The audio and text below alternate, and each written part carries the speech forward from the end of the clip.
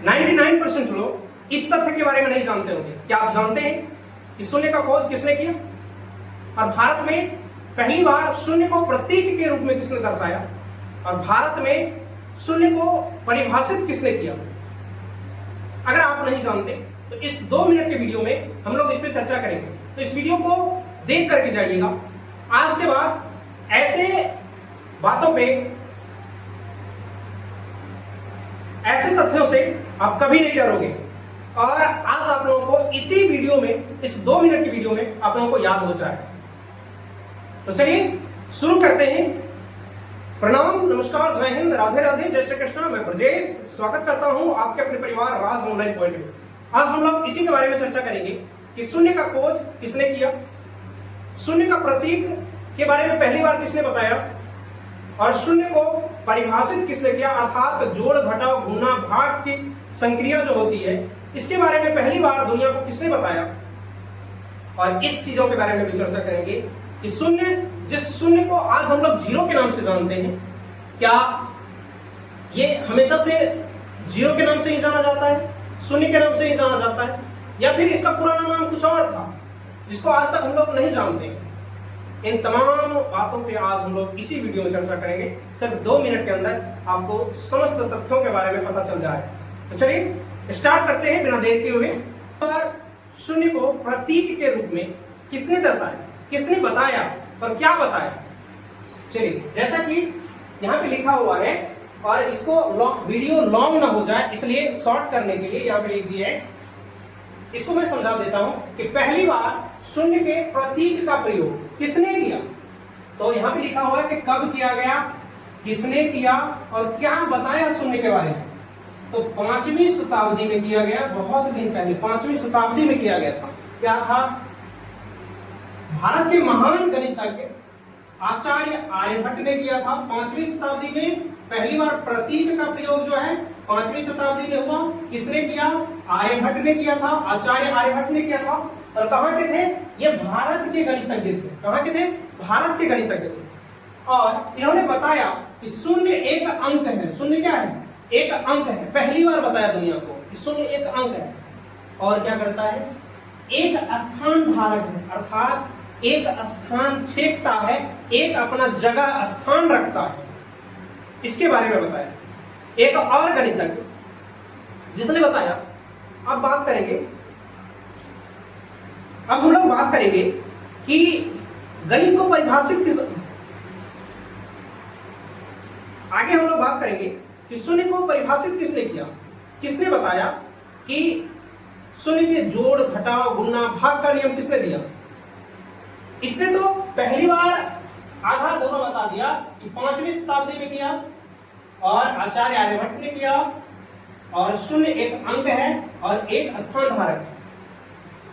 Last में हम लोग इन चीजों के बारे में भी जानेंगे कि शून्य का वास्तविक खोजकर्ता किसे माना जाता है। अगर डायरेक्ट क्वेश्चन पूछा जाए कि शून्य का आविष्कार किसने किया या शून्य का खोज किसने किया भारत में, तो किसका नाम लें?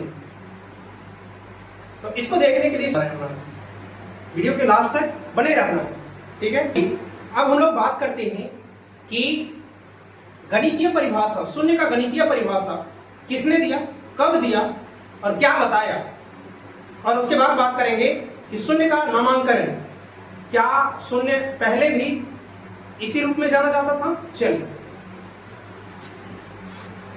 शून्य का गणितीय परिभाषा ये कब दिया गया, उसी प्रकार से जानेंगे कि 7वीं सदी में दिया गया। और किसने दिया? ब्रह्मगुप्त ने दिया। गणितीय परिभाषा के बारे में किसने बताया? 7वीं सदी में। इसका प्रतीक कब आया? 5वीं सदी में। प्रतीक किसने दिया? आर्यभट्ट ने दिया था। और गणितीय परिभाषा किसने परिभाषित किसने किया? 7वीं सदी में। और किसने? ब्रह्मगुप्त ने किया। क्या बताया? इन्होंने बताया, परिभाषित किया कि जोड़, गणितीय संक्रिया जो होती है, जोड़, घटाव, गुणा और भाग करने से शून्य पे कोई प्रभाव नहीं पड़ता।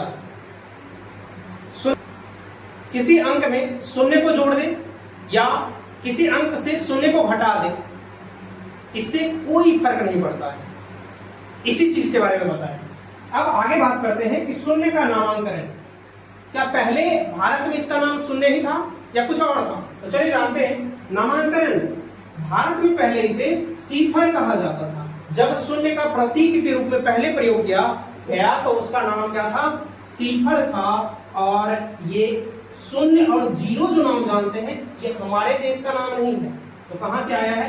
जब यूरोप पहुंचा अरब के रास्ते, शून्य सिफर अर्थात जब सिफर यूरोप के रास्ते, अरब के रास्ते यूरोप पहुंचा तब इसे यूरोप में इसका नाम क्या रखा गया?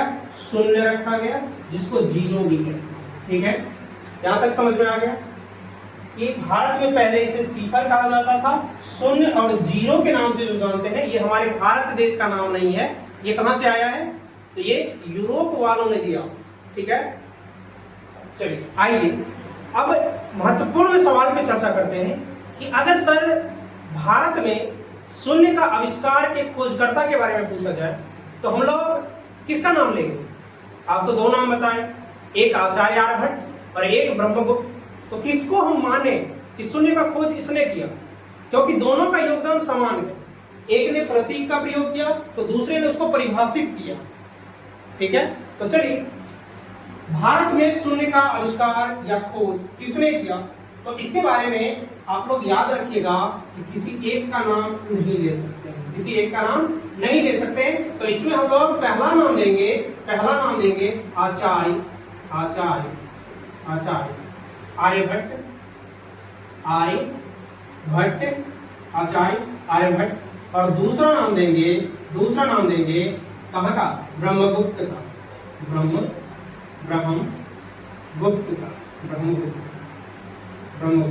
और ये दोनों जो है भारत से संबंध रखते हैं। कहां से संबंध रखते हैं? भारत से। इसलिए अगर शून्य का आविष्कार का बात होता है तो कोई आपको बहका ना पाए, इसलिए आप दोनों नाम रखिएगा यार। अगर किसी ऑब्जेक्टिव क्वेश्चन में ऐसा आ जाता है कि शून्य का आविष्कार किसने किया, वहां पे ब्रह्मगुप्त ना रहे तो आप लोग इसको याद रखें, आचार्य आर्यभट्ट। और इसलिए आप लोग अगर गूगल पे भी सर्च करते होंगे तो वो आपको कोई एक नाम सजेस्ट नहीं करेगा, ढेर सारा गणितज्ञ का नाम दे देगा। तो आज हम लोगों ने भारत में शून्य का खोजकर्ता किसे कहा जाता है। अगर आपको वीडियो पसंद आया हो तो वीडियो को लाइक कीजिए, शेयर कीजिए और अपने दोस्तों में इसको जरूर फैलाइए। और अगर किसी प्रकार का क्वेश्चन आए तो आप लोग कमेंट बॉक्स में लिख करके कमेंट कर सकते हैं, मैं उसका जवाब 100% देने का कोशिश करूंगा। तो चलिए मिलते हैं ऐसे ही एक नए और जबरदस्त इंफॉर्मेटिव वीडियो के जरिए। तब तक के लिए जय हिंद।